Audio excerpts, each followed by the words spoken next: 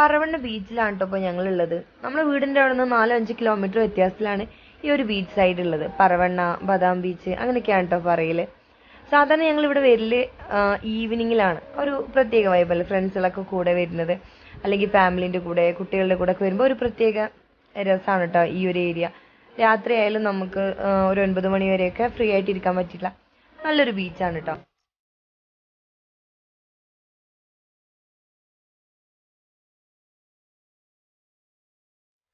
ഈ പറഞ്ഞ പോലെ ഞാനിപ്പോൾ നിൽക്കുന്നത് ഈവനിങ്ങിലല്ല കേട്ടോ, രാവിലെയാണ്. ആദ്യമായിട്ടാണ് ഞാനൊരു ബീച്ചിൽ രാവിലെ വരുന്നത് കേട്ടോ. നമ്മൾ വേറൊരു ഷൂട്ടിൻ്റെ ഭാഗമായിട്ട് വന്നതായിരുന്നു പറവണ്ണയിലേക്ക്. ആ ഒരു ടൈമിൽ ജസ്റ്റ് ഒന്ന് ബീച്ചിൽ വന്ന് നോക്കാന്നുള്ള പ്ലാനിൽ വന്നതാണ്. ആ സമയത്ത് എനിക്ക് ഒരുപാട് മനോഹരമായിട്ടുള്ള കാഴ്ചകൾ കാണാൻ പറ്റി കേട്ടോ. ഒരു പ്രത്യേക ഫീൽ തന്നെ ആയിരുന്നു. അപ്പോൾ ഇന്ന് അതൊക്കെ നിങ്ങളെ കൂടെ കാണിക്കാമെന്ന വിദ്യയാണ് ഈ ചെറിയൊരു വീഡിയോ എടുത്തിട്ടുള്ളത്. നമുക്ക് നേരെ വീഡിയോയിലേക്ക് പോവാം. Welcome back to my channel wings of Miya.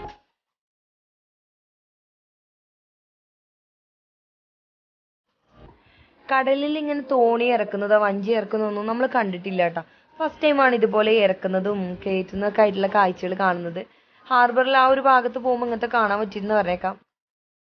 ഇതൊക്കെ കാണാൻ പ്രത്യേക രസമായിരുന്നു കേട്ടോ. ഈ തോണി കരയ്ക്ക് കയറ്റുന്നത് ആ ഒരു പ്രത്യേക രസം തന്നെ ഉണ്ടായിട്ടുണ്ടായിരുന്നു. ഭയങ്കര ക്ഷമയോട് കൂടിയിട്ട് ഇത് ചെയ്യാൻ പറ്റുള്ളൂ. നമ്മൾ റോട്ടിൽ വണ്ടി ഇറക്കുന്ന പോലെ നമ്മുടെ ഇഷ്ടത്തിന് ഓടിക്കാനൊന്നും പറ്റില്ല. ഈ കരയ്ക്ക് കയറ്റുന്ന സമയത്ത് ഈ തിരമാലയുടെ ശക്തിക്ക് അനുസരിച്ചിട്ട് അതിൻ്റെ വരവിനനുസരിച്ചിട്ടാണ് ഇവർ ഈ ഒരു തോണി കരയ്ക്കൽ കയറ്റുന്നുണ്ടായിരുന്നത് കേട്ടോ. അതൊക്കെ ഞാൻ ഫസ്റ്റ് ടൈമാണ് കേട്ടോ ഇങ്ങനെ കാണുന്നത്. അപ്പം നിങ്ങൾ കണ്ടാൽ മനസ്സിലാവും, ഈ ഒരു തിര ഫോഴ്സിൽ വരുന്ന ടൈമിൽ ആ ഒരു ഇതിൽ കൂടെയാണ് ഇവർ ഈ വഞ്ചി മേലോട്ട് കയറ്റുന്നത്. എന്നെ പോലെ ആദ്യമായിട്ടല്ല നിങ്ങൾ ഇതുപോലുള്ള കാഴ്ചകളൊക്കെ കാണുന്നത്.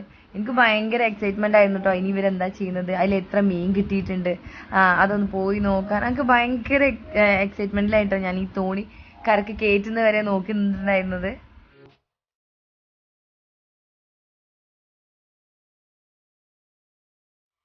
ഇതുപോലുള്ള ഒരുപാട് നല്ല നല്ല അനുഭവങ്ങളും കാഴ്ചകളാണ് കേട്ടോ പറവണ്ണ ബദാം ബീച്ചിൽ നിന്ന് എനിക്ക് കിട്ടിയിട്ടുള്ളത്. ഒരുപാട് നല്ല സൗഹൃദങ്ങളും നല്ല ആളുകളായിരുന്നു അവിടെ ഉള്ളത്. അപ്പോൾ നമ്മളടുത്ത് അവർ നല്ലോണം കോപ്പറേറ്റ് ചെയ്യുന്നുണ്ടായിരുന്നു.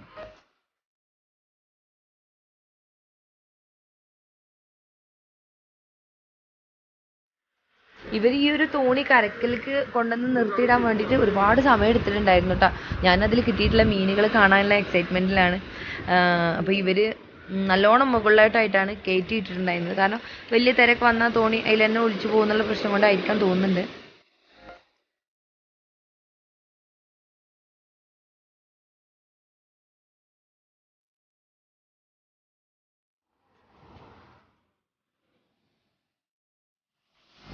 ഇവർ ഈ ഒരു തോണിയിൽ മീൻ പിടിക്കാൻ വേണ്ടിയിട്ട് ഒരു ദിവസം 3-4 വട്ടമൊക്കെയാണ് കേട്ടോ പോകാറുള്ളതെന്ന് പറഞ്ഞത്.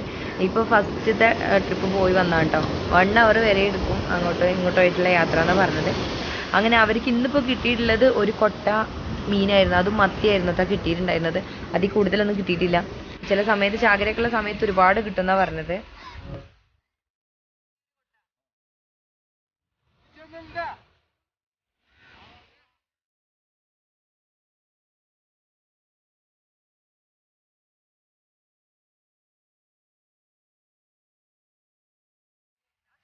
കാഴ്ചകളൊന്നും കാണാൻ പറ്റില്ല.